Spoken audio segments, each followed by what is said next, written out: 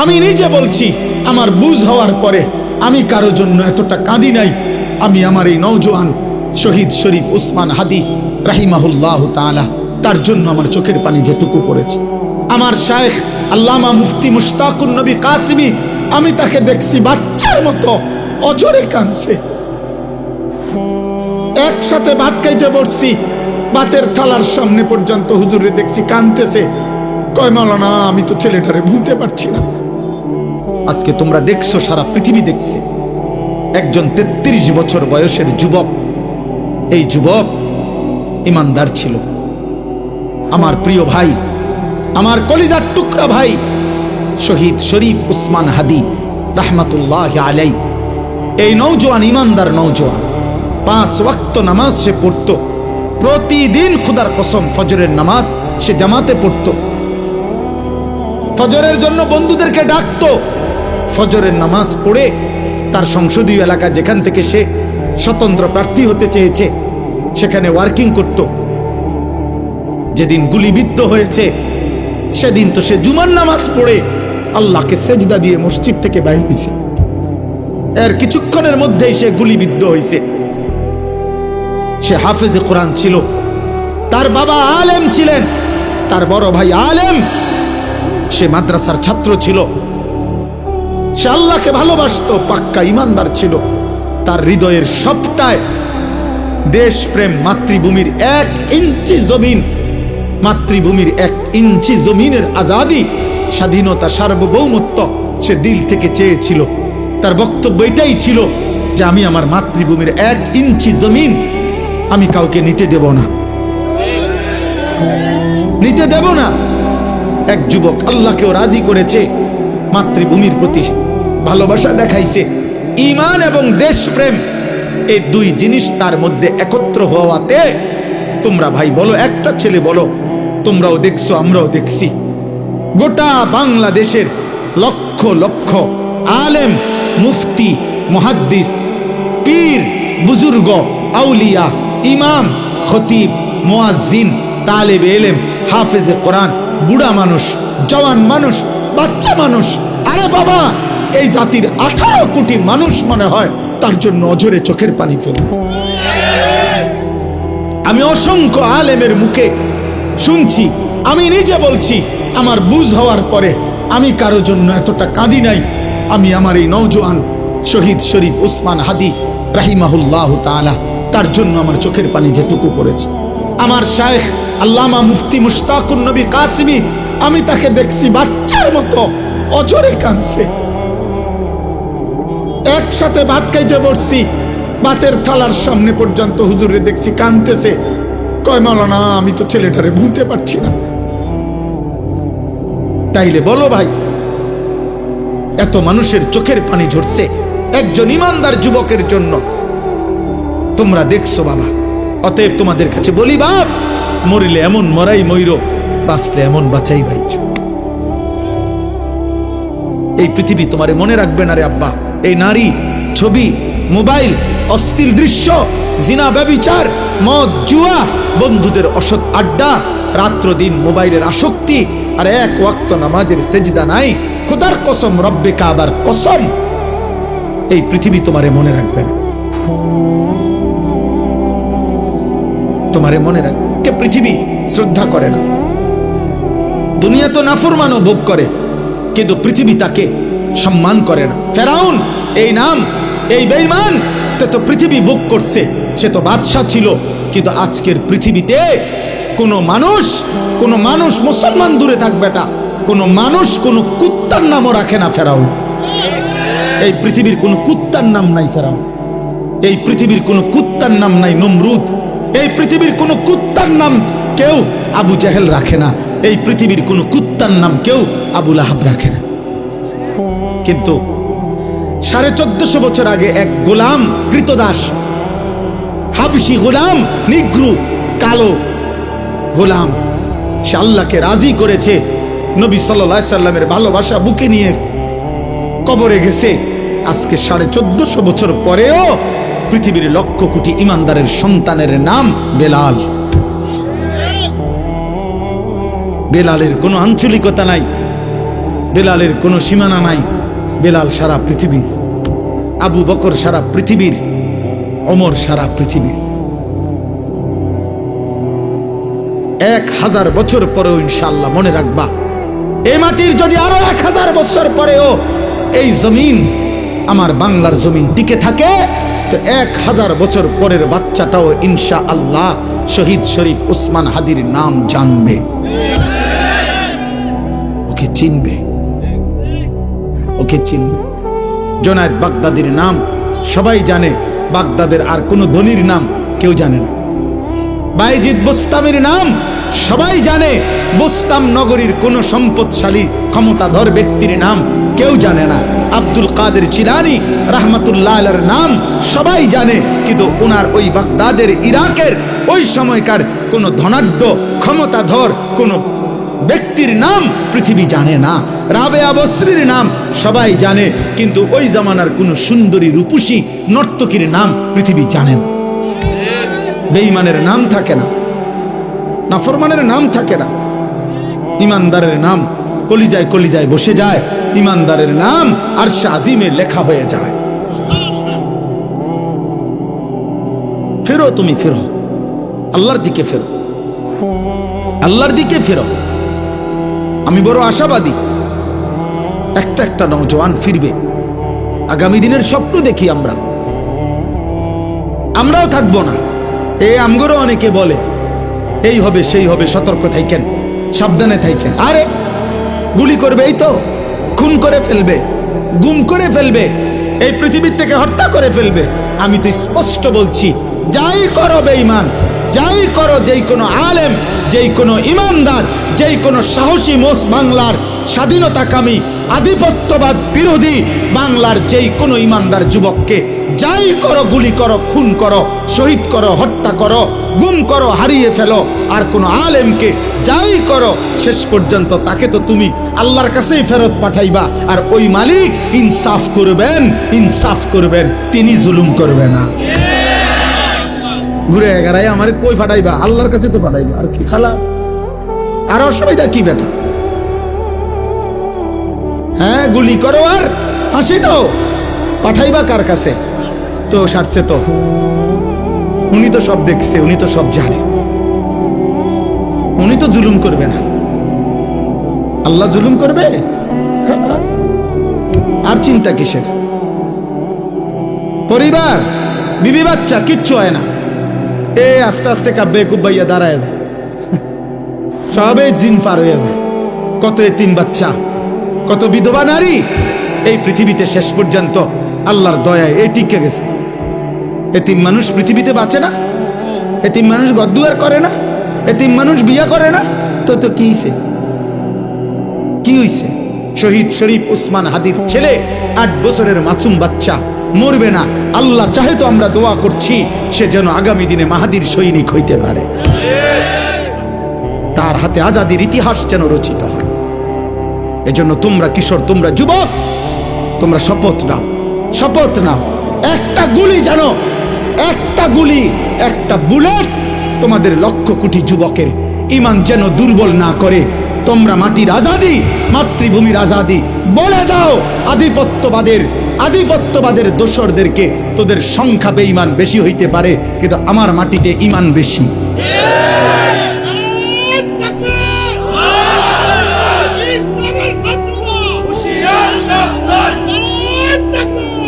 আমাদের জমিনে ঈমান বেশি, ইনশাআল্লাহ, ইনশাআল্লাহ। আমরা খুন দেব, আজাদি দেব না। 1 ইঞ্চি মাতৃভূমির জমিন কেউ নিতে পারবে না, ইনশাআল্লাহ। যে পরিমাণ যুবক দরকার রবের ইশারায় তুমি জানবাও না, ইমানদার যুবক ঠিকই আছে, ছিল, থাকবো ইনশাআল্লাহ। এমন অনেক ছেলে আছো, শোনো মিয়া, আমার কথা শোনো। নবী তো সেদিন আবু বকরকেও দাওয়াত দিছে, আবু জেহেলকেও দাওয়াত দিছে, ওমরকেও দাওয়াত দিছে, আবু লাহাবকেও দাওয়াত দিছে, দিছে না? কথা বলে না তো? আল্লাহর পাক যেন বন্ধুকে বলছে, বন্ধু দাওয়াত আমনে সবাইরে দেন, লোক নিমু আমি। লোক নেব কে? আমি লোক নেমু। কারে কারে লাগবে ইসলাম বিজয়ের জন্য সেটা আমি নেব। আমনে কইতে থান, আমনে কোন তো আল্লাহ পাকের নবী দাওয়াত তো দিছে সবাইকে, আর শাজিমের মালিক বলছে আবু বকরকে নিলাম, আবু জাহেলকে নিলাম না, ওমরকে নিলাম, আবু লাহাবকে নিলাম না, ওসমানকে নিলাম, উতবাকে নিলাম না, আলীকে নিলাম, শাইবাকে নিলাম না। আল্লাহ বলেন বন্ধু চারোটাই কোরাইশ বংশের, আবু বকর কোরাইশ, আবু জাহেলও কোরাইশ, আবু লাহাবও কোরাইশ, ওমরও কোরাইশ। আল্লাহ বলেন আমার মন চাইছে এই দুইজন নিলাম, আমার মন চায় ওই দুইজন নিলাম না। এজন্য ইমানের বিজয় হবে, মাহাদি আসবে, কালেমার বিজয় হবে, দাজ্জালের পতন হবে, ইহুদিদের পতন হবে, ইসলামের পতাকা উড়বে, পৃথিবীময় ইসলামের খেলাফত প্রতিষ্ঠিত হবে। খোদার কসম, এ তোমার নবীর কথা, এ আমার নবীর কথা, এ কায়নাতের নবীর কথা, এ রাহমাতুল আলামিনের কথা। তিনি বলছেন যদি ইসরাফিল ফু দিতে আর একদিনও বাকি থাকে তবুও উম্মত মনে রাখো আমি রসুল বলে গেলাম, মাহাদি আসবে, দাজ্জাল প্রকাশ পাবে, মাহাদি তাকে হত্যা করবে, আর কালেমার পতাকা পৃথিবীময় উড়বে। আমার নবী সাল্লাল্লাহু আলাইহি সাল্লামের কথা মিথ্যা হবে? সত্য হবে? হবেই হবে ইনশাআল্লাহ। হয়তো তুমি কামে লাগলা না, ইসলামের বিজয় হবে যেদিন, হয়তো তুমি সেদিনও বেড়ি চাওলে, তুমি নর্তকী দেখবারি, তোমার মতো আকামলারে নিল না রে, তোমার মতো চরিত্রহীন রে নিল না আর কি, তোমার মতো নারী লোভীরে নিল না আর কি, তোমার মতো নেশাখোর জুয়াখোর রে নিল না আর কি। তো কি সে আবু জাহেল ছাড়া ইসলাম বিজয় হয় নাই, আবু লাহাব ছাড়া ইসলাম বিজয় হয় নাই, তো তো তোমার ছাড়া হইতো না, আমার ছাড়া হবে না? হবে ইনশাআল্লাহ, হবে ইনশাআল্লাহ। এজন্য বাপ এটা বুঝতে শিখো। আল্লাহ বলছেন আহাসিবান নাসু আন ইউতরাকু আন ইয়াকুলু আমান্না ওয়া হুম লা ইফতানুন। আল্লাহ বলে বান্দা তুমি শুধু মুখে বলবা আমি মুসলমান, আমি মুমিন, আর আমি তোমাকে কোনো পরীক্ষা না নিয়ে এমনিতেই ছেড়ে দেব, জান্নাত দিয়ে দেব, হবে না, হবে না, দেব না। ওয়ালাকাদ ফাতান্নাল্লাযীনা মিন ক্বাবলিহিম, আল্লাহ বলে সকল যুগে যারাই নিজেকে মুমিন বলেছে আমি তাদের পরীক্ষা নিয়েছি। ফালা ইয়ালামান্নাল্লাহুল্লাযীনা সাদাকু ওয়ালা ইয়ালামান্নাল কাযিবিন, আমি পরীক্ষা নিয়েই জেনে নিয়েছি ইমানের দাবিতে সত্যবাদী কে, মিথ্যাবাদী কে। অতএব আমরা যারা এখানে আছি আমরা নিজেকে মুসলমান বলি তো, বলে না ভাই? অতএব খোদার কসম জওয়ান বুড়া, নারী পুরুষ, ছোট বড়, আলেম পাবলিক, হুজুর মুসল্লি সবাই পরীক্ষা দিতে হবে। কার কাছে? কি দিতে হবে? এই পরীক্ষা কি? পরীক্ষা হলো এই তামাম জিন্দিগির আমল, এটাই পরীক্ষা। প্রতিটা নামাজের ওয়াক্ত পরীক্ষা। আল্লাহ দেখতে চায় সেজদা দেও না নাফরমানি করো। প্রতি বছর পরীক্ষা, যাকাত দিচ্ছ না দিচ্ছ না। প্রতি রমজান পরীক্ষা, রোজা রাখছো না রাখছো না। প্রতিবার সম্পদ হলে আমি আল্লাহ দিছি তো আমি দেখছি, হজ করছো না করছো না। নারীর সামনে মোবাইলে হোক আর রাস্তায় হোক পরীক্ষা, টাকায় আসো না চোখ নামাইছো। টাকার সামনে পরীক্ষা, হালাল টাকা না হারাম টাকা। খাবার সামনে পরীক্ষা, হালাল খাবার না হারাম খাবার। মানে আমার প্রতিটা আদেশ, প্রতিটা নিষেধ, আমার রসুলের প্রতিটা সুন্নাত, এটাই পরীক্ষা। পরীক্ষা কোনটা তাইলে? এই জীবনভর ইমান আমলের পরীক্ষা। আল্লাহ বলেন তুমি পরীক্ষা দিতে হবে, পরীক্ষার মাধ্যমে আমি আল্লাহ জেনে নেব। পরীক্ষা চলবে মৃত্যু পর্যন্ত। কোন পর্যন্ত? এজন্য তাফসীরের মধ্যে আছে দুনিয়াকে বলা হয় দারুল ইমতিহান, পরীক্ষার ঘর। আখিরাতকে বলা হয় দারুল জাযা, ফলাফলের ঘর। দুনিয়াকে বলা হয় দারুল আমাল, আমলের ঘর। আখিরাতকে বলা হয় দারুল হিসাব, হিসাবের ঘর। আমল এখানে, হিসাব সেখানে, পরীক্ষা এখানে, ফলাফল সেখানে, ফলাফল সেখানে। এজন্য পরীক্ষা দিতে হবে আব্বা, পরীক্ষা দিতে হবে, পরীক্ষা দিতে হবে। নবী সাল্লাল্লাহু আলাইহি সাল্লামের একটা একটা সুন্নাত মানতে হবে। আমরা এই জন্যই বলি আমি ব্যক্তিগতভাবে কোনোদিন এই দ্বন্দ্বে বিশ্বাসী না। ওই ধাক্কা ধাক্কি ঠেলা ঠেলি, তার লগে তোর লগে আপনি কথায় কথা বহস করে এলাম, আয় বেড়া উড়াইলাম, বেড়া কেডা আস না, উড়ানের দরকার আপনি জাগাত থাকেন। কীর্তন উড়াইতাম আমি হুদা কামে? আমি এই পদ্মারিত নাই। আমার জীবনে কোনোদিন আমি বাংলাদেশের কোনো বক্তা, আলহামদুলিল্লাহ আমার স্যার, আমি ওইখান থেকে রওনা, আমার ওইখানে পৌঁছতে দেরি হয়েছে জ্যামের কারণে, এই জন্য আমার এখানে আসতে দেরি হয়েছে। তো আমি মনে মনে নিয়ত করছিলাম, ভাবতেছিলাম যে আমার আব্দুল বারী মাস্টার সাহেবরে আমি জানি গিয়ে দেখিনি, কারণ এত রাত হয়ে গেছে, স্যারে জানি অসুস্থ শরীর দুর্বলতার কারণে চলে গিয়ে যায়, আইসা দেখছি ভাল লাগছে। তা উনি জানে ব্যক্তিগতভাবে আমার অনেক কথা আমি ওনার সাথে কত সময় আগে বলছি, এখন আমি সময় পাই। আমার 21 বছরের ওয়াজের জীবনে ওই ছোট্ট যখন ছিল এই কামরুর পিচ্ছি, আমি তখনই ও আমার খেদমত করছে। এই মাদ্রাসার সোনাকান্দা থাকতে এখানে আমি আসছি। আমার 21 বছরের জীবনে গোটা বাংলাদেশের কোনো বক্তার সাথে আমার কোনোদিন কোনো তর্ক হয় না। তুমি কও শুনছুনি জীবনে কোন বাংলাদেশের কোনো বক্তা কোন লাইনের কারোর লগে আমার কোনো ঝামেলা নেই, কারোর লগে না। আমি কাউরে না আঘাত করি না, বলি না আর কিছু। আমি কিনতাম ভাই, আমি কথায় কথায় 1 লাখ টাকা চ্যালেঞ্জ করে কিনতাম, 1 লাখ টাকা গরিব দুঃখীরে দিলে বা লাভ হইব। আমারটা আমি বলছি, আমনের বুঝে ধরছেন, হালাই দেন আমার এটা, আমনের যেটা বুঝে ধরছে আপনি এটা মানেন, কোনো অসুবিধা নেই। কিন্তু বিষয়টা হলো বাবা, রাসূলুল্লাহ সাল্লাল্লাহু আলাইহি সাল্লামের সুন্নাত মানতে হবে। ঠেলাঠেলি টানাটানির বিষয় না এখানে, এখানে সুন্নি ওয়াহাবির বিষয় না। আপনি সুন্নি ওয়াহাবি বাদ দেন, আপনি শুধু এটা মিলান যে হুজুর আমি আমার জায়গা থেকে রাসূলুল্লাহ সাল্লাল্লাহু আলাইহি সাল্লামের একটা সুন্নাত আমি আমল করতেছি জেনে জেনে শিখে শিখে, তাইলে সারব।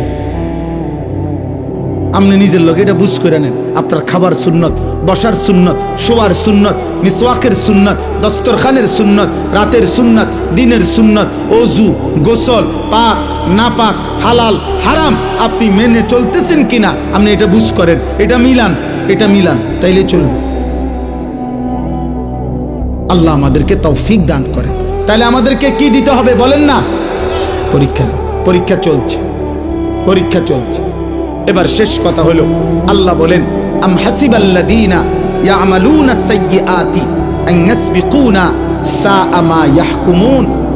ভয়ঙ্কর কথা আল্লাহ বলছে, বান্দা তোমরা যারা গুনাহ করছো, পাপ করছো, তোমরা যদি ভেবে থাকো, তোমরা যদি মনে করে থাকো পাপী, যে আমি আল্লাহকে ডিঙ্গায় লাইবা, আমারে আড়াল করে ফেলবা, আমাকে ডিঙ্গাইয়া পার পাইয়া যাইবা, সাআ মা ইয়াহকুমুন, এটা তোমাদের বড় নিকৃষ্ট মন্দ ভুল সিদ্ধান্ত।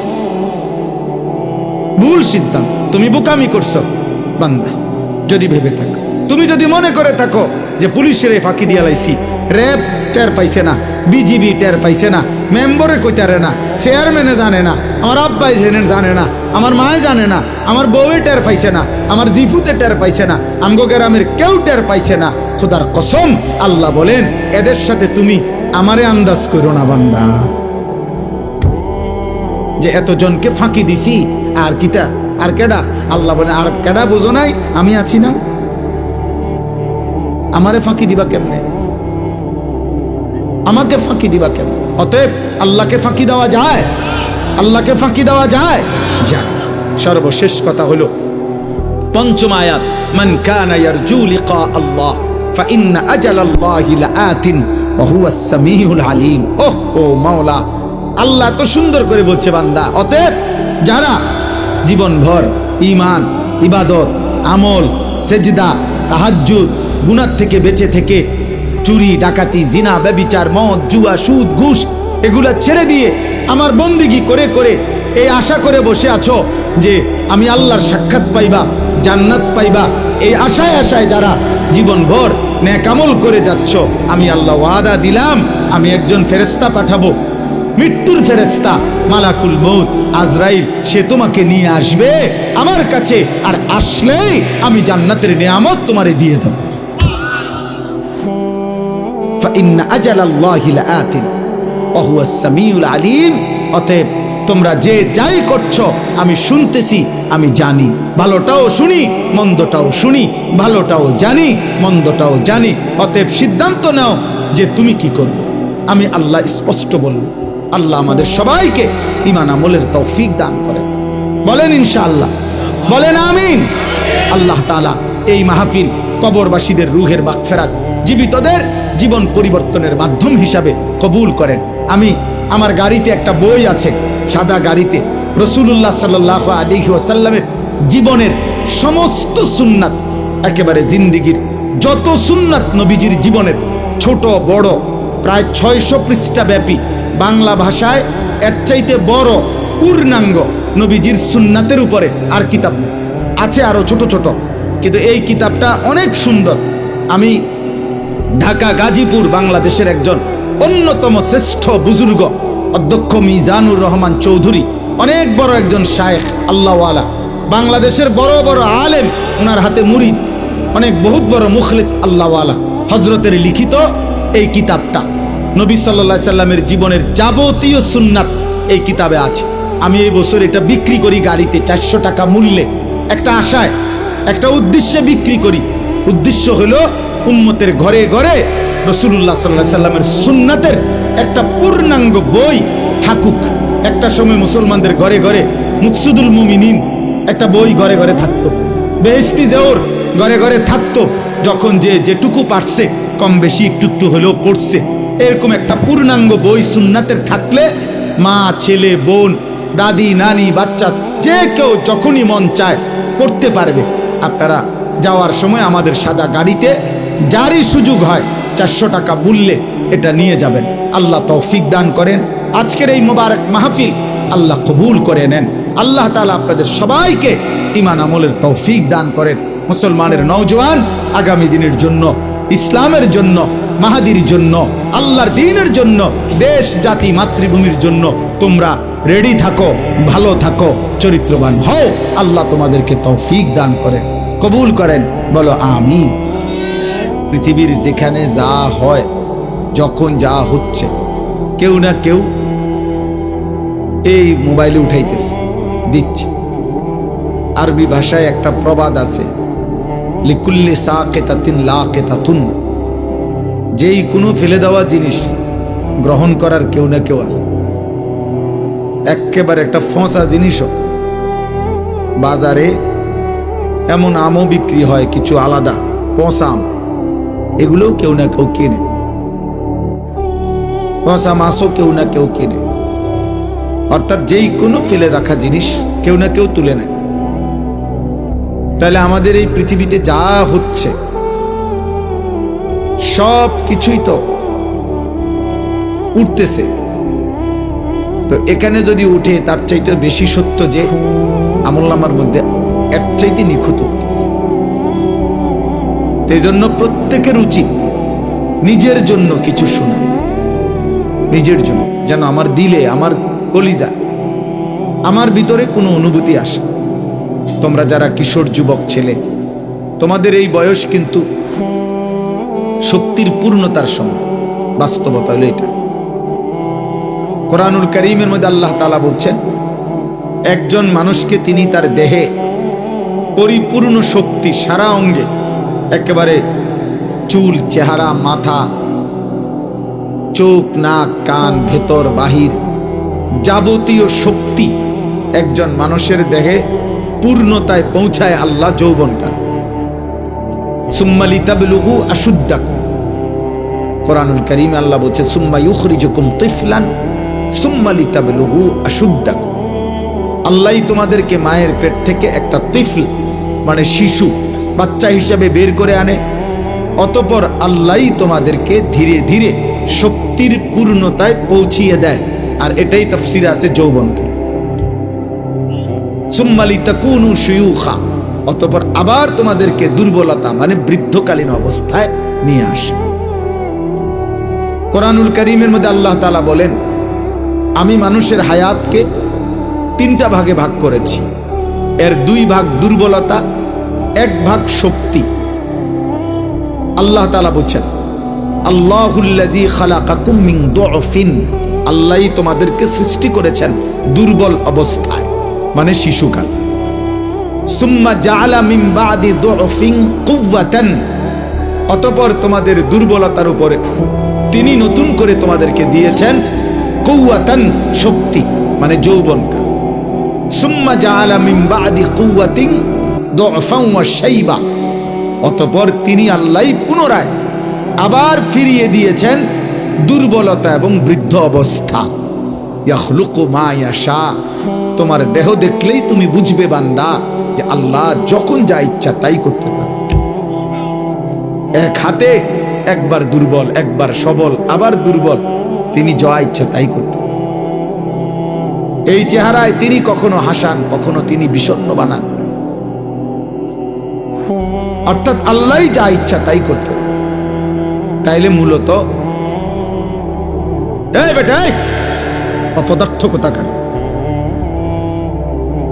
আবার হাসো বেটা, ফালতু কোথাকার। তুমি কি তামাশা মনে করছো বিষয়টা? তোমার তো অনুমতি দিলাম চলে যাওয়ার জন্য বেটা, যার অসুবিধা হয় সে চলে গেলে ভালো। আমার তো এটা কোনো নির্বাচনী ক্যাম্পেইন না, আমি ভোট প্রার্থী না ভাই, আমার কোনো মার্কা নাই, আমি কোনো মার্কার ক্যাম্পেইনও করি না, কারো কাছে কোনো ভোট প্রার্থনা করি না, কোনো দল বা কোনো ভোটের পক্ষে কোনো মার্কার পক্ষে প্রচারণাও করি না। খালাস, আল্লাহর জন্য বলতে থাকি, একজন হোক 10 জন হোক বরাবর। আমি 4 জন মানুষের সামনে ওয়াজ করছি জীবনে, অসুবিধা কি? 10 জন মানুষের সামনে ওয়াজ করছি। এই মাহফিলে আমি অনেকবার আসছি, অনেকবার। কামরুল আমার আজকের ছাত্র না, তো পুরান ছাত্র আমার। সমর্থনের কোনো বিষয় না ভাই, আমি নিষেধ করলাম, সুন্দরভাবে বললাম, এখন কেন দমক শুনলাম?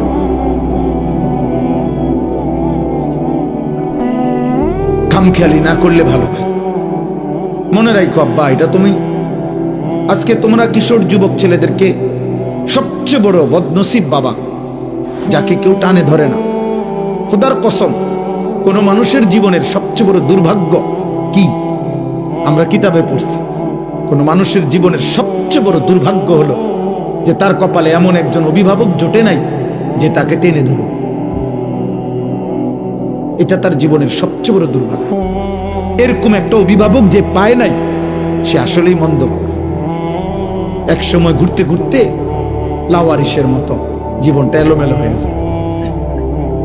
কিন্তু এমন একজন কেউ যদি জোটে, এটা করবা, এটা ছাড়বা, এদিকে আসো, চুল কাটো, জামাইটা বদলাও, এখন নামাজ পড়ো, এই যে একজন ধরুন না তারে আগলায় রাখে, টাইনা রাখে, এরকম একটা মানুষ যার কপালে জুটছে অভিভাবক, ওই মানুষের জীবনে সবচেয়ে বড় সৌভাগ্য, ভাগ্য এটা।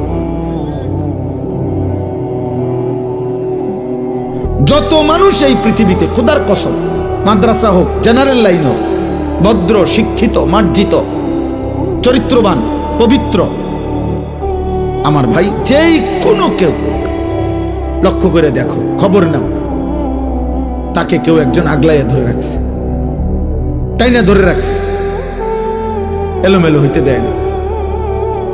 আমি অনেক বয়ানে এটা বলছি। আমার একবারের চুল আমার বড় ভাই 3 বারও কাটাইছে সেই ছাত্র জীবনে। সামান্য শুধু চুল, সামনে পিছনে হাতে লাগে 19-20, বলছে আবার যাও, আবার চুল কাটছি, আবার আসছি ভাই, আবার চুল হাতাইয়া কইতেছে হয়েছে না, আবার যাও। 3 বারের পরে এরপর কইছে হ্যাঁ এখন হইছে, সামনে পিছনে চারিদিকে সমান হইছে, এখন গোসল কর যা। এটা একটা ভাগ্য ভাই, এটা ভাগ্য। আমি এখন আমার সাথে আমাদের এক প্রিয় ভাই, আমাদের কুমিল্লা কোম্পানিগঞ্জ বাজারের হেলাল ভাই আসছে আমার, ওনারে বলতেছিলাম যে আমি একটা বিদেশের একটা দেশে পড়ালেখা করার জন্য, ইচ্ছা করে নাম বলতেছি না, পড়ালেখা করার জন্য আমি চাইছিলাম। 175 জন ছেলের সাথে ইন্টারভিউ দিয়ে আমি ঢাকাতে সেকেন্ড হয়েছিলাম, আমার কাগজপত্র আসছে, কিন্তু আমার বড় ভাই কাগজপত্রগুলো ফেলে দিছে, বলছে না তুই হেনে যাইতে পারতে না। আমি অনেক কাঁদছিলাম, অনেক কাঁদছিলাম, মারে এটা পর্যন্ত কইছিলাম যে ভাই আমার ভালো চায় না মনে, কিন্তু আমি মাইনা নিছি ভাইয়ের কথা যে যা, ভাইয়ে বলছে যাইতাম না, যাব না। আলহামদুলিল্লাহ পরবর্তী 4 বছরের ব্যবধানে দেখছি যে আমার জীবনে বড় ভাইয়ের এই সিদ্ধান্ত মেনে নেওয়ার কল্যাণ আমার আজকে 25 বছর ধরে এটার ফলাফল ভোগ করছে। মানে আমার ফায়দা হয়েছে, আমি গেলে ক্ষতি হতো, আমার জীবনের ক্ষতি হতো। এরকম অসংখ্য, সারা রাত করতে পারবো। আমার বলার উদ্দেশ্য বাবা, আজকে অধিকাংশ ছেলে লাওয়ারিসের মতো। আপনারা নাইলে একটা ছেলেকে জিজ্ঞেস করেন, যে ছেলেটা আপনার চুলগুলো মুশরিক বেঈমানের মতো। তার কোনো অভিভাবক আছে কিনা আপনি জিজ্ঞাসা করেন। এখন তারা করেন, বলেন যে তার কোনো অভিভাবক আছে? সে 16 বছর বয়সেই অভিভাবক হারা। তারে কেউ ধরে রাখার মতো, আগলায় রাখার মতো কেউ ক্ষমতা রাখে না।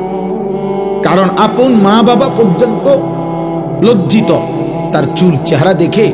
মা বাপও মনে করে যে এই ডাকাত কি কইলে কি কইরা বয়, খাওয়া যায় না, বাদ দাও বাবুরে, বাদ দুগা খাইতে হয়েছে, খাওয়াই দাও, টাকা চাইছে দিয়ে দাও। আহা বদনসিব, তোর মা তোকে ভয় পায়, তোর বাপ তোকে ভয় পায়, তো তোর জন্য আর কাঁদবে কে? এই পৃথিবীতে তোর ভালো আর চাইবে কে বেটা? সমবয়সী বন্ধুরা অসৎ কতগুলো নোংরা ছবি আর উলঙ্গ জিনা ব্যভিচারের কথা। সমবয়সী অনেক যুবক দেখবেন 16-18, আমি শুনছি তো 16-18-20 বছরের ছেলেরা যখন আড্ডা দেয় বেটা, এমন বিশ্রী নোংরা কথা বলে, নারী ছবি, অশ্লীল কথা। কুত্তাও এগুলা বলে না, কুত্তা, কোন কুত্তাও এরকম কথা বলে না। ফুর্তি লাতি দিতেছে, একটের ফাসাদ, আরেকটের চুল টাইনে ধরছে, আরেকটের জামা হুশি দিয়ে লাইছে, কিরে কিতে হয়েছে না এমনি তামাশা। কে মা, কে বাবা, কে অভিভাবক, কারমার ফুত, কারমার ছেলে, কিচ্ছুর খবর, লাওয়ারিস। এটা দুর্ভাগ্য আব্বা। ভাত খাওয়া জীবনের কোনো সফলতার কিছু না, ভাত কোনো আশ্চর্য কিছু না।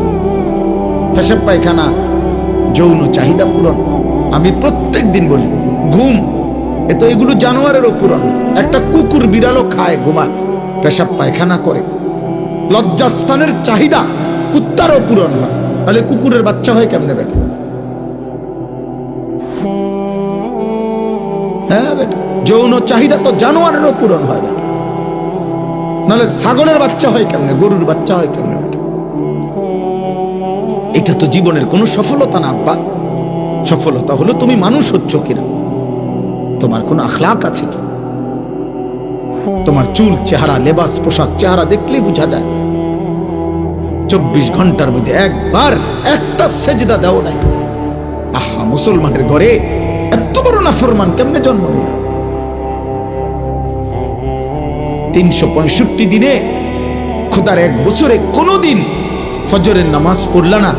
মুসলমানের ঘরে এত বড় মানুষরূপী জানোয়ার, চতুষ্পদ জন্তু কেমনে জন্ম নিল? কেমনে ঘুমাইলা? আহারে, তোর কপালে বুঝি একটা মা জুটলো না, বাবা জুটলো না, কেউ কি জুটলো না তোকে নামাজের জন্য ডাকবে? আহা বদনসিব, দুর্ভাগা, দুর্ভাগা। আলহামদুলিল্লাহ, আমার মা 75 বছর বয়স, এখনো আমার মা বৃদ্ধ, মাজুর, দুর্বল, একেবারে অসুস্থ মা আমার। আলহামদুলিল্লাহ, মা এখনো জিগায়, ফুট নোয়া ধরছো, এখনো জিগায়, আজীবন মা আম করে স্কুলের ঘন্টা দিয়া, ফিটটা ঘন্টা ফিটে যেভাবে এগুলা দিয়া ফজরের নামাজের সময় উঠাইছে। আগে আমার যখন বাচ্চা কাচ্চা ছিল, আমি যখন বক্তা ওয়াইজ, তখনও মা টুং টুং টুং টুং করে ঘন্টা পিটা দরজার সামনে আমরা সব ভাই বোনকে উঠাইত। আলহামদুলিল্লাহ। এই জন্য আব্বা তুমিও রাগ করো না, আল্লাহ তোমারও মাফ করো। কিন্তু বলার উদ্দেশ্য হলো, বাবা তোমার এটা মনে রাখো, জীবন মানে শুধু নারী না, জীবন মানে শুধু ভাত না, জীবন মানে অস্থির ছবি না, জীবন মানে উলঙ্গ দৃশ্য না।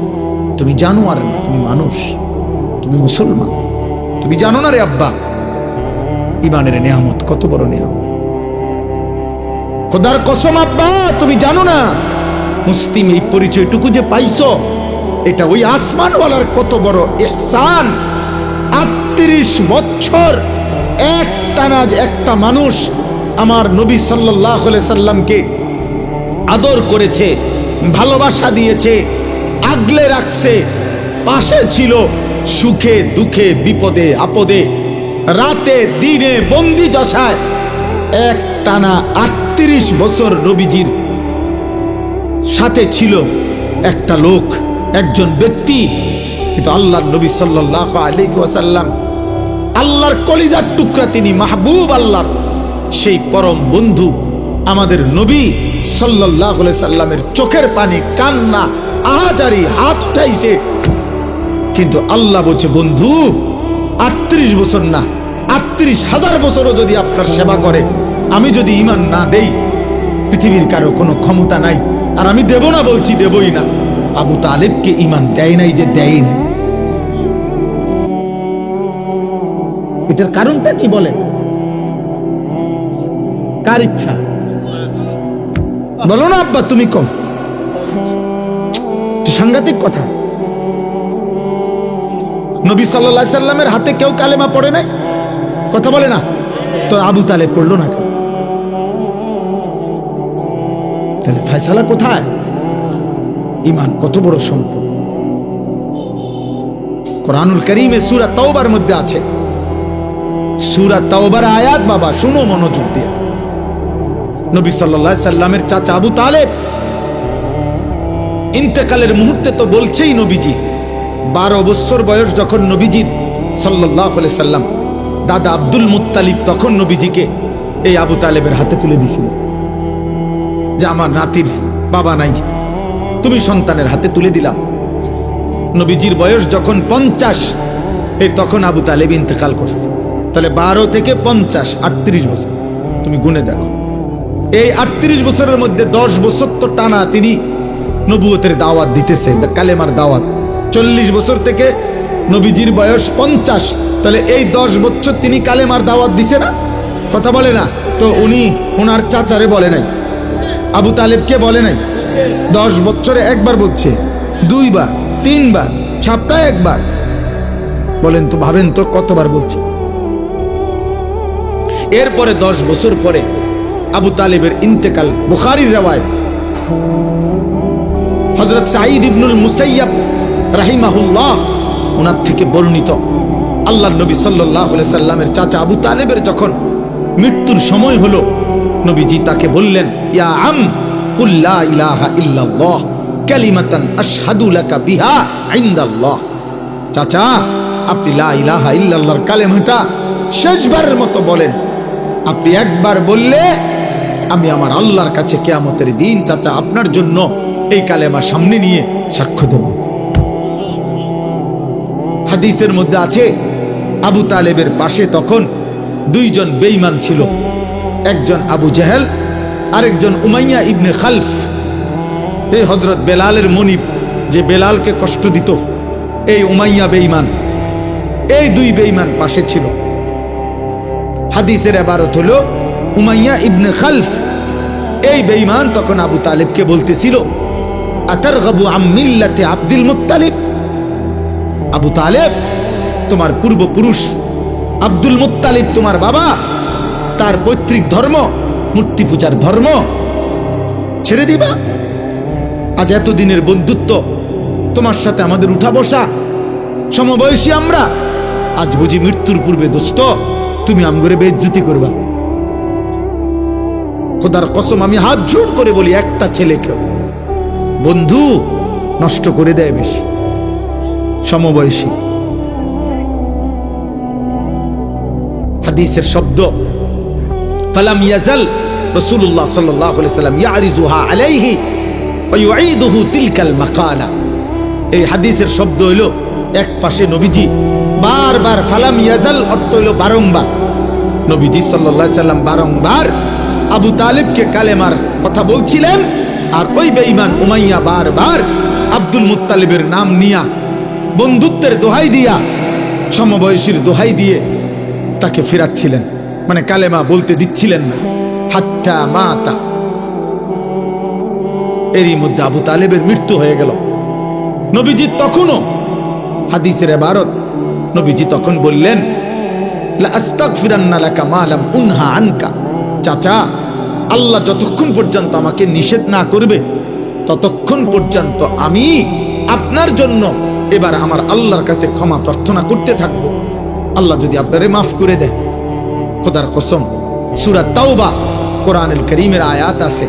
এই নবী যখন এবার হাত তুলছে আল্লাহর কাছে, তখন আল্লাহ পাক আয়াত নাজিল করে বলছে, মা কানা লিন নাবিয়্যি ওয়াল্লাযীনা আমানু আন ইস্তাগফিরু লিল মুশরিকিনা ওয়ালাউ কানু উলি কুরবা মিন বাদি মা তাবায়্যানা লাহুম আন্নাহুম মিন আসহাবিল জাহিম। আল্লাহ বললেন, বন্ধু, কোন নবী এবং তার ঈমানদার উম্মতের জন্য জায়েজ নাই আন ইস্তাগফিরু লিল মুশরিকিন, কোন মুশরিকের জন্য ক্ষমা প্রার্থনা করা, ওয়ালাউ কানু উলি কুরবা, যদি সে সর্বোচ্চ নিকটাত্মীয় হয়। আপনি হাত নামান, আপনি হাত নামান, আমি মাফ করব না বন্ধু। আপনি আচ্ছা একটা মানুষ বলেন, আপনারা বুঝতেছেন যে কার হাত নামাইতে কইছে? উনি কে চিনছেন? কে? হ্যাঁ, আপনি বুঝছেন উনি কি? আল্লাহর কি উনি বুঝছেন বন্ধু? হ্যাঁ, কলিজাটা আল্লাহ মালিকের, এটা কলিজা। আর এর চাইতে ভালোবাসার জন আল্লাহর এই সৃষ্টিতে এর চাইতে প্রিয় ভালোবাসার মানুষ আর কি? আল্লাহর সৃষ্টির মধ্যে এই বন্ধুর চাইতে আল্লাহর প্রিয় বন্ধু আর কেউ আছে? ছিল কোনোদিন? তো উনাকে বলছে হাত নামান, মাফ করব, আমি হেদায়েত দেব। হযরত ইব্রাহিম আলাইহিস সালাম, এই তিনটা উদাহরণ দেই। দ্বিতীয় হলো ইব্রাহিম আলাইহিস সালাম, কোরআনুল কারীমের অগণিত আয়াত আছে। এখন রাত হচ্ছে দেখে সব আয়াত বলছি না, অগণিত আয়াত আছে। ইব্রাহিম আলাইহিস সালাম শতবার হাজার বার চেষ্টা করছে, আহাজারি করছে, কাকুতি মিনতি করছে, ইয়া আবাতি ইয়া আবাতি ইয়া আবাতি বলে ওনার আব্বা আজরকে কালেমা পড়াইতে। কিন্তু আল্লাহর কসম, আল্লাহ তাআলা বলছে, ইব্রাহিম আপনিও আমার বন্ধু, হাত নামান, আমি ঈমান দেব না, আপনার বাবাকে ঈমান দেব না। দেয় নাই? আজর কালেমা পড়ছে। আচ্ছা আপনি দেখেন তো এর ব্যতিক্রমটা। এই ইব্রাহিম নবীর একটা বিকল্প দেখেন তো, যার হাতে তার বাবা কালেমা পড়লো না, তো অথচ মাত্র 12 বছর বয়সে ছেলেটা ইসমাইল, হযরত ইসমাইল উনার ছেলে, এই মাত্র 12 বছর বয়সে উনি তাকে বললেন, 11-12 বছরের ছেলেকে, আমি স্বপ্নে দেখতেছি বাবা, আল্লাহর হুকুমে তোমাকে আমি জবাই করতেছি, তুমি কি বলো? ছেলেটা তৎক্ষণাৎ বলছে, আপনি আমার আল্লাহর হুকুম কার্যকর করেন, কোনো সন্দেহ নাই, আমার আল্লাহ যা বলছেন আপনি তা পালন করেন। তাহলে 12 বছর বয়সের ছেলেটাকে আল্লাহ চিনাইলো কে? আর 60 বছরের বাবাকে আল্লাহ চিনাইলো না কে? সব ফয়সালা কার হাতে? 3 নম্বর উদাহরণ হলো নূহ আলাইহিস সালাম। 950 বছর যিনি মানুষকে আল্লাহর দিকে ডাকছে, জাহান্নাম থেকে বাঁচাইতে চাইছে, সেই নূহ আলাইহিস সালাম 950 বছর পরে যখন তুফান শুরু হইছে, ওনার ছেলে কেনানকে, এই কাফের ছেলেটাকে বাঁচাইতে, ঈমান আনাইতে কত আহাজারি করছে। ইয়া বুনাইয়ার কাম্মানা ওয়ালা তাকুম মাল কাফিরিন। নূহ আলাইহিস সালাম শেষবারের মতো বলছে, বাবা 950 বছর আমি আল্লাহর দিকে ডেকেছি, আজ আর আল্লাহ বলছে আর ডাকতে না, আর কোনো অনুমতি নাই। আল্লাহ বলছে সবাইকে শেষ করে দিবে, আল্লাহ বলছে আর কাউকে ঈমান দিবে না বাপ। তবুও তুমি আমার সন্তান, আমার চোখের সামনে আমার ছেলেটা জাহান্নামের আগুনে জ্বলবে, আমি বাপ এটা মানতে পারি না।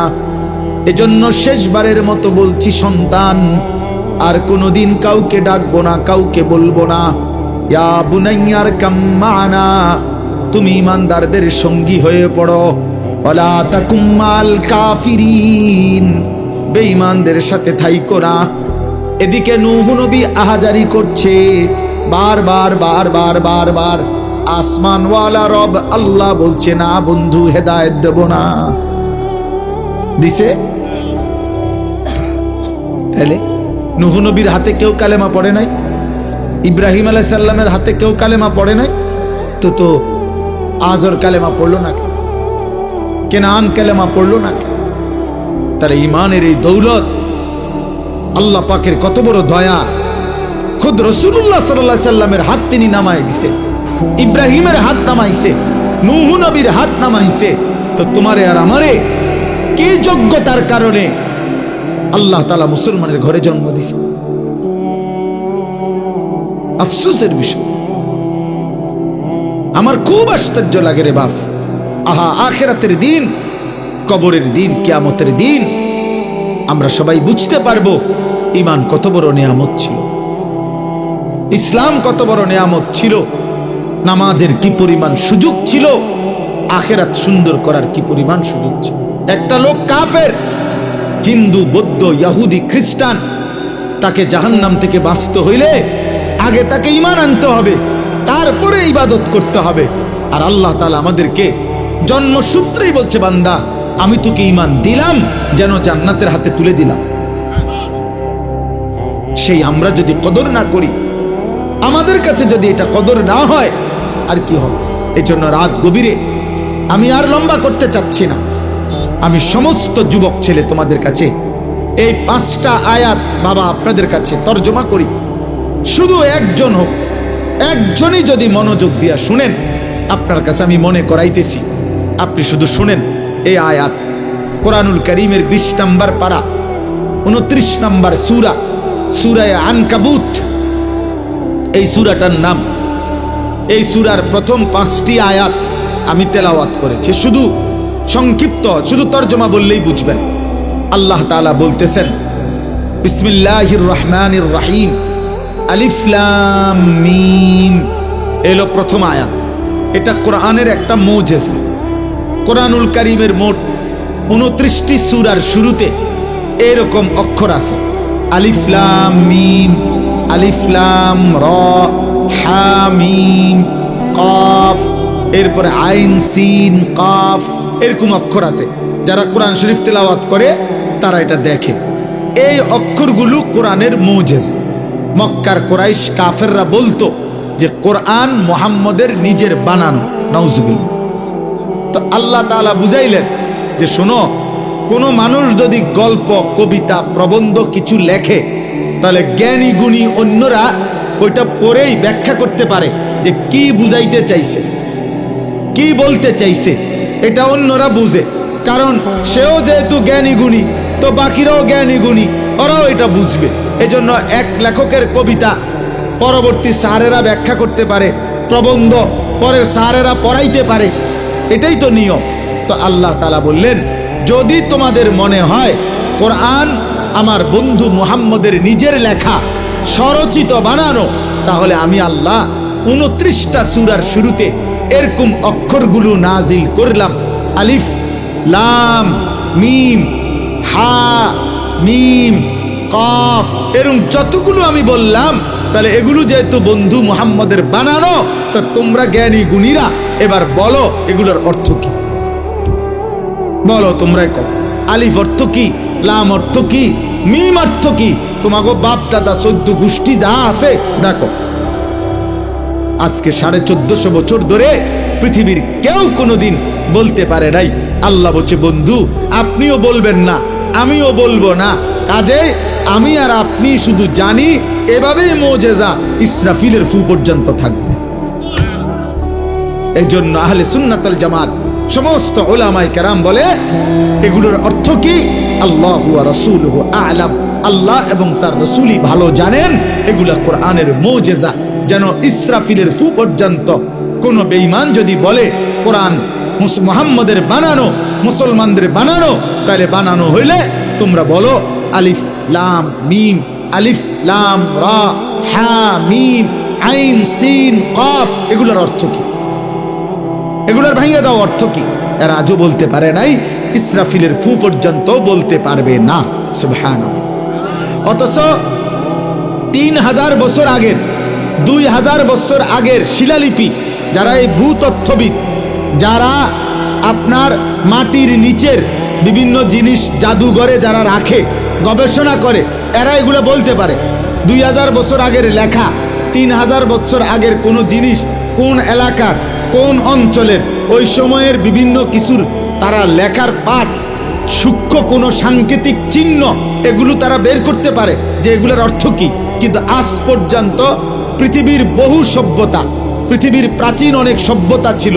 হরপ্পা সভ্যতা, মহানজাদেরও সভ্যতা, মিশরীয় সভ্যতা, ব্যাবিলনীয় সভ্যতা, মেসোপটেমীয় সভ্যতা, এরকম গ্রিক সভ্যতা আরও প্রাচীন ছিল।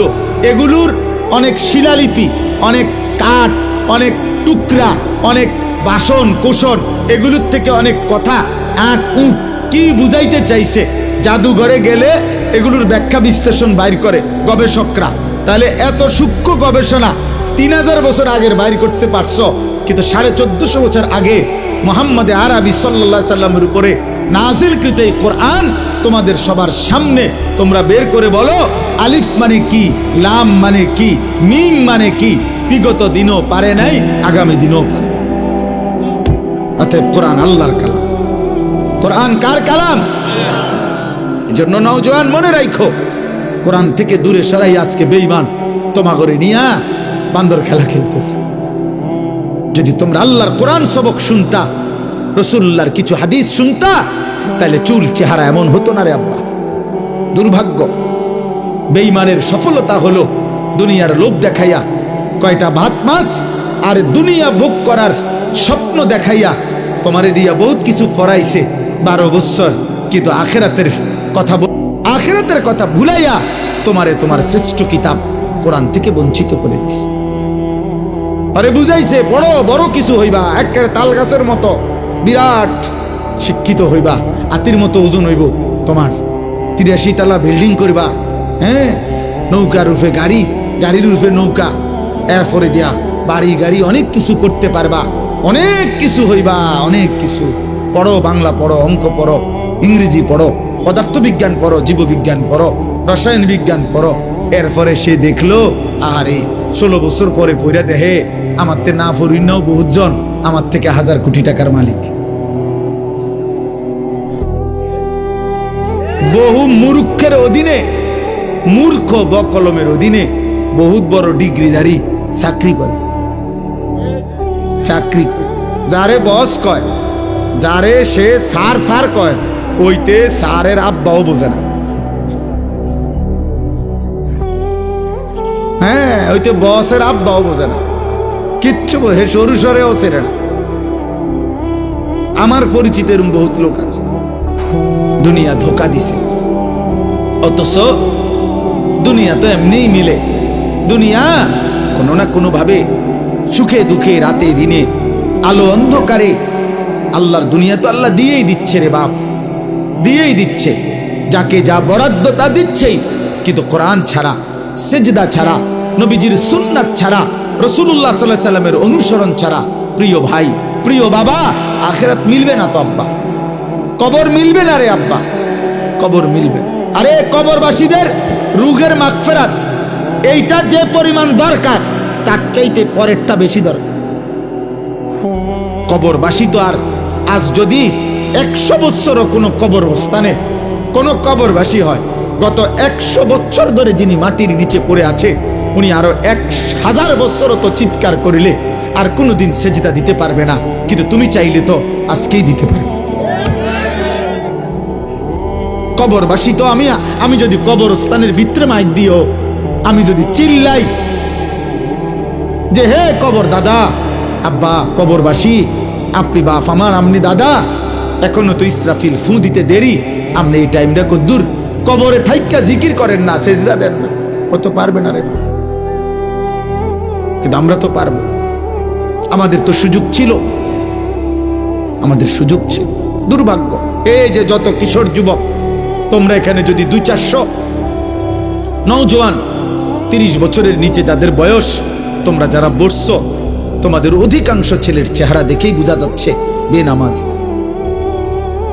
যদি তোমার বিশ্বাস না হয় আমি দাঁড় করাই, তোমরা যদি বলো বেনামাজি অসভ্য, বেনামাজি গাদ্দার, বেনামাজি বেয়াদব, চূড়ান্ত বেয়াদব, আসমানের নিচে জমিনের উপরে বেনামাজি, যার কপালে সেজদা নাই, তার চাইতে বড় বেয়াদব আর কেউ হইতে পারে। ওই চূড়ান্ত বেয়াদব, ওই গাদ্দার, ও অহংকারী, মুতাকাব্বির, অহংকার, অহংকার, অহংকার। মাত্র 16 বছর বয়সে তোমার ঘাড় এত মোটা, যে তুমি এত বড় আসমানওয়ালা আল্লাহকে কিছুই মনে করো না। আহা, 40 বছর পর্যন্ত যাইতে যাইতে তো তুমি দাজ্জাল হয়ে যাবে। মাত্র 18 বছরের ছেলের ঘাড় যদি এত তেড়া হয় যে এক ওয়াক্ত নামাজ পড়ে না, এই হাইওয়ান 40 বছর পর্যন্ত যাইতে যাইতে এটা কি হবে যদি কেউ তাকে না ফিরায়? আমি তো এই জন্যই বলি, দুনিয়া তো ভোগ করতে পারবে, দুনিয়া তো আবারও বলছি জন্তু জানোয়ারও ভোগ করে। একটা কুকুরও তো খায়, ঘুমায়, পেশাব পায়খানা করে। একটা ছাগলও তো খায়, ঘুমায়, পেশাব পায়খানা করে, লজ্জাস্থানের চাহিদা পূরণ করে। আখিরাত, বন্দিগি, ইবাদত শুধু ভাত মাছ, শুধু দুনিয়াবি উপার্জনের জন্য। খোদার কসম, আল্লাহ মানুষকে যেই পরিমাণ আকল দিছে, ছাগলের চাইতে বেশি, গরুর চাইতে বেশি, কুকুরের চাইতে বেশি, বিড়ালের চাইতে বেশি, বন্য জন্তুর চাইতে বেশি বিবেক দিছে। বিবেক, বুদ্ধি, বিবেচনা, শক্তি আল্লাহ হাতিরে বেশি দিছে, শক্তি আল্লাহ তাআলা বাঘেরে বেশি দিছে, শক্তি আল্লাহ বহু প্রাণীকে বেশি দিছে। কিন্তু আকলে তাম, বুদ্ধি, বিবেক, বিবেচনা বোধ আল্লাহ সবচেয়ে পূর্ণাঙ্গ মানুষকে দিয়েছেন। আল্লাহ যেন বলতে চাইছেন, বান্দা শুধু খাওয়া, শুধু দুনিয়া ভোগ করা, এতটুকুর জন্য এত আকল দিতে হয় না। গরু ছাগলের সমপরিমাণ আকল দিলেই দুনিয়া ভোগ করা যায়। তাহলে অতিরিক্ত বুদ্ধি, জ্ঞান, বিবেচনা বোধ আমি আল্লাহ কেন দিলাম মানুষকে? খোদার কসম, আল্লাহ বলেন ইবাদতের জন্য, সেজদার জন্য, গোলামির জন্য, জান্নাত দেওয়ার জন্য, আখিরাতের জন্য। শুধু ভাত খাওয়ানো মাকসাদ হইলে এত বুদ্ধি লাগে না। শুধু পেশাব পায়খানা মাকসাদ হইলে এত বুদ্ধি লাগে না। তোমরা আজকে বুঝতেছ না, অসংখ্য আজকে আমাদেরকে নিয়ে, মাদ্রাসার ছাত্রদেরকে নিয়ে অনেক বুদ্ধিজীবী চিন্তিত যে এরা পড়ছে কি, জানে কি। আমি বলি তুমি আইও আমার লগে, আমি তোমারে বুঝাই তুমি পড়ছো কি, তুমি জানো কি। ইনশাআল্লাহ কয়টা সার্টিফিকেট দেখবা তুমি, আমি তোমারে দেখাবো। কয়টা লাগবে সার্টিফিকেট তোমার? তুমি জেনারেল লাইনের সার্টিফিকেট দেখবা না মাদ্রাসার লাইনের? আও আমি দেখাই, আমার কাছে আছে। মাদ্রাসার ছাত্র নিয়ে চিন্তিত। মাদ্রাসার ছাত্র করবেটা কি? মাদ্রাসার ছাত্র জানেটা কি? মাদ্রাসা ছাত্র আমরা এত এত কিছু আমরা জানি। কি জানেন আপনি? আপনি কি জানেন? সুদের ভদ্রচিত পন্থা জানছেন? মানে ভদ্রচিত সুদ। হ্যাঁ, মনে কিছু নেবেন না, এটা একটা ইন্টারেস্ট। একটা কোম্পানি আপনাকে খুশি হয়ে দিয়েছে, আপনি শুদ্ধ মারেন। হ্যাঁ, আপনি শুদ্ধ বললে, ইন্টারেস্ট বললে সুদ জায়েজ হয়ে গেছে। হ্যাঁ, ভেজিটেবল বললে মূলার হাক গরুর গোশত হয়ে যায়। এটা তো ভেজিটেবল বললে হারাম তো হারামই। কথা বলে না কেন? পায়খানা তো পায়খানাই। তো এই জন্য বললাম, বাবা আজকে তোমরা স্কুলে পড়ো, আমরা মানা নাই, কলেজে পড়ো, কোনো মানা নাই, আল্লাহকে ভুললা কেন? জীবনের সবচেয়ে বড় পরাজয়, ব্যর্থতা, তোমারে তোমার মালিক ভুলাই দিছে, তোমারে তোমার মৃত্যু ভুলাই দিছে, তোমারে তোমার কবর ভুলাই দিছে। দুশ্মনের সবচেয়ে বড় সফলতা। একটু পড়ালেখা করাইছে বা করাই নাই, তোমারে দুনিয়ার মধ্যে লাগাই দিছে। তুমি শুধু আতুরা বাইরাও, তুমি শুধু দুনিয়া নিয়ে আহা। 30 বছর ধরে এবার চায়ে বেচে, এক কাপ চা বন আর চা বিস্কিট বেচে। আজকে 30 বছর 20 বছর মাত্র একটা বন বেচে, চা বেচে। দুর্ভাগা, এক কাপ চা আর বন বেচতে গিয়া আল্লাহকে একটা সেজদা দিতে পারে নাই। আহারে বদনসিব, একটা বন দিয়া তোরে আল্লাহ বুলাই দিস। তোরে এক কাপ চা দিয়ে আল্লাহ বুলাই দিস। একটা অটো চালায়, সামান্য অটো, একটা অটো চালায়, আল্লাহকে একটা ওয়াক্ত নামাজ পড়েন। আবু দুর্ভাগ্য, আহারে বদনসিব। তোরে মাত্র বাচ্চার মতো একটা চিপস দিয়া যেমন বাচ্চাকে ভুলায় দেয়, তোমাকে একটা অটো দিয়া আল্লাহ ভুলাই দিস, একটা সিএনজি দিয়ে আল্লাহ ভুলাই দিস। হ্যাঁ, সময় নাই, বুঝেই না কি সময় নাই। কি সময় ঠিকই আছে, হয় এটা যদি বুঝতো ঠিকই সে সময় বাইর করত। পায়খানা বুঝে, এজন্য শত ব্যস্ততার ভিতরে খানার টাইম বাইর করে। ও পেশাব বুঝে, এজন্য ব্যস্ততার ভিতরে পেশাব করে। ও দুনিয়ার সব বুঝে, এজন্য দুনিয়া সময় মিলায় লয়। কিন্তু আখেরাত যদি বুঝতো তো ঠিকই সে নামাজের সময় বাহির করত। আমিও তো শত ব্যস্ত। আপনারা কারো যদি মন চায় একদিন আমার সাথে দৌড়াইয়া দেখেন, আমি সকালবেলা ঘুম থেকে উঠার পরে রাত 4টা পর্যন্ত কি করি, আপনি আমার লগে চলেন। কিন্তু আমি তো আল্লাহকে সাক্ষী রেখে বলি, আলহামদুলিল্লাহ আমি তো 5 ওয়াক্ত নামাজ পড়ছি। তাহলে এরকম হাজারো মানুষ তো দুনিয়া চলতেছে, বউ বাচ্চা স্ত্রী সংসার, কিন্তু আল্লাহ ভুলে যাবে কেন? আল্লাহ ভুলে যাবে কেন? কত টাকা বেতনে চাকরি করবা? 30,000 টাকা? 30,000 টাকা? স্বাভাবিক বেতন কত হবে? 18,000 টাকা, 26,000 টাকা।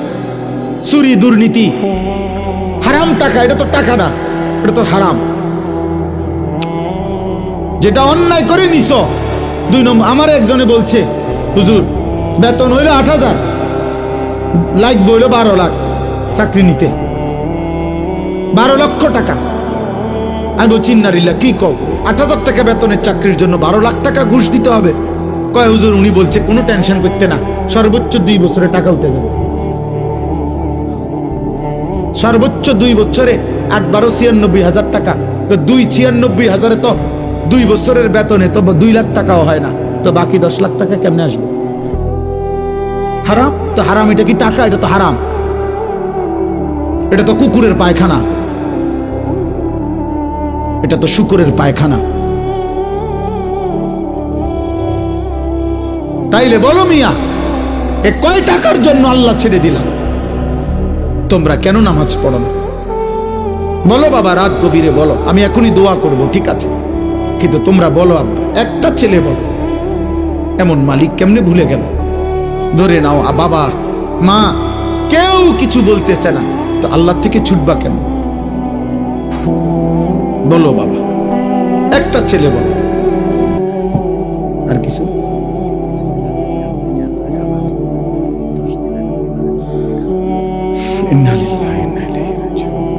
সভাপতি শব্দ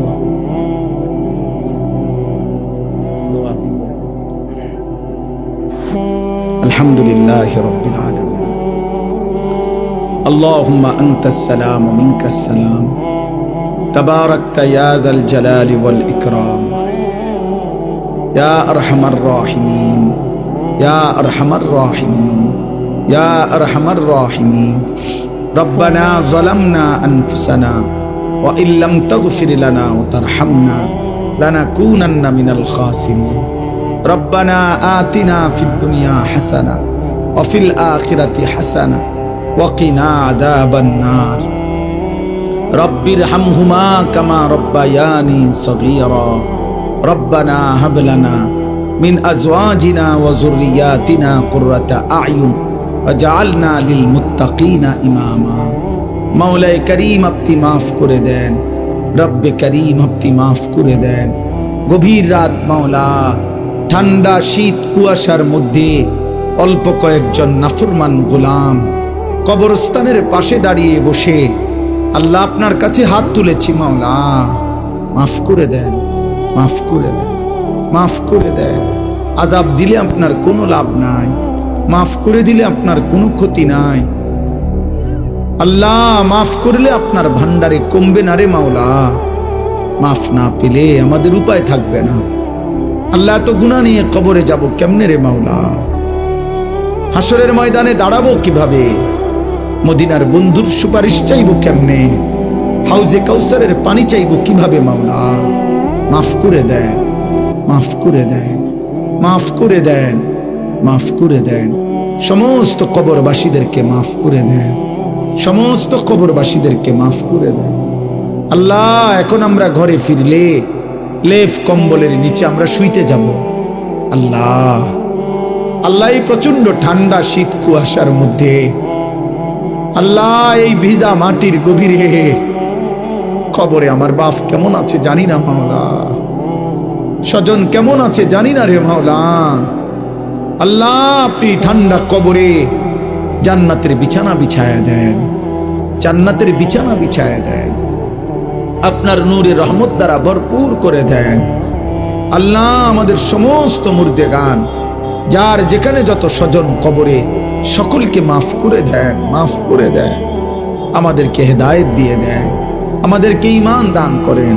আল্লাহ আমরা যারা জীবিত, আমাদের জীবন সুন্দর করে দেন, ঈমান আমল দান করেন, সেজদাওয়ালা কপাল বানিয়ে দেন, কাঁদনেওয়ালা চোখ বানিয়ে দেন, আল্লাহ জিকিরওয়ালা জবান বানিয়ে দেন, মোহাব্বতওয়ালা দিল বানিয়ে দেন, সুন্নাতওয়ালা জীবন বানিয়ে দেন। আল্লাহ জীবনটা সুন্দর করার তৌফিক দান করেন, ঈমান আমল দান করেন, ঈমান আমল দান করেন। মা বোনদেরকে পর্দা পুশিদা দান করেন, কিশোর যুবক ছেলেগুলোকে নামাজি বানিয়ে দেন, বাবা চাচা মুরব্বীদেরকে আরো বেশি নেক আমলের তৌফিক দান করেন। আল্লাহ আল্লাহ আল্লাহ, যে চাচা কবরবাসী হয়ে গেছে, আল্লাহ মাত্র 10-12 দিন আগে মাফ করে দেন, মাফ করে দেন। আয় আল্লাহ, আমার শ্রদ্ধেয় আব্দুল বারী মাস্টার সাহেবকে হায়াতে তৈয়বা আফিয়া দান করেন, আফিয়া দান করেন। আল্লাহ জিন্দেগীর শেষ দিনও আমাদেরকে নামাজে দাঁড়িয়ে সেজদা দেওয়ার, দাঁড়িয়ে নামাজটুকু পড়ার তৌফিক দান করেন। আল্লাহ আমাদের সময়কে কবুল করেন, অসুস্থ বিমারি যারা শিফা করে দেন, কামাই রুজিতে হালাল বরকত দান, যার যত পেরেশানি আসান করে দেন, অভাব দূর করে দেন। এই মাহফিল বাস্তবায়ন করতে গিয়ে যে যেভাবে সাহায্য করেছে, অংশগ্রহণ করেছে, টাকা পয়সা দিয়েছে, আল্লাহ গায়ে খেটে খেদমত করেছে, সকলকে উত্তম বিনিময় দান করুন।